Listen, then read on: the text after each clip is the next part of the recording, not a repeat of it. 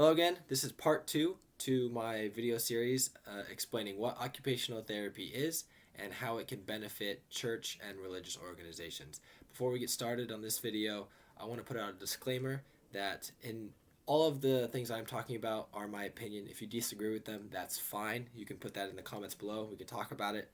And at no point during this video am I giving anyone medical advice.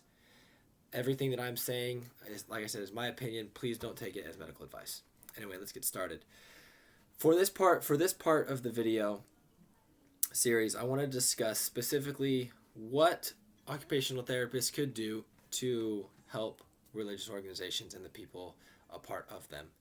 Within religious organizations, there tend to be a few things that an occupational therapist, I believe, could assist with. And occupational therapists are trained to help an individual with their spirituality, and given the opportunity could specialize in spirituality and helping people with their spirituality, finding it, growing it, exploring it. And given that opportunity, I think there's a lot of things that an occupational therapist could assist with within religious organizations.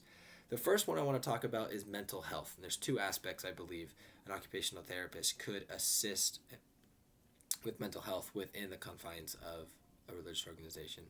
The first one is, I have seen firsthand individuals struggle with mental health and reach out to their clergy or their religious leader for advice, for help. And I think that is awesome. I don't think there's any problem with that. I think that reaching out to somebody that you think is a leader in your faith or your religion is an awesome thing to do. But sometimes it's not enough. These religious leaders are not trained in mental health like an occupational therapist would be. An occupational therapist could help an individual that is struggling with their mental health find ways to cope and find clinical proven ways to improve themselves, but also coming from a religious viewpoint. If an occupational therapist was involved with the church, they could combine the science and the religion behind mental health and really help somebody to improve themselves and to alleviate the stressors that they're feeling from whatever they have, whether it's common anxiety or whether they actually have clinical depression or clinical bipolar or some other mental health disease. An occupational therapist would be able to help someone rather than just receiving help from a member of the clergy.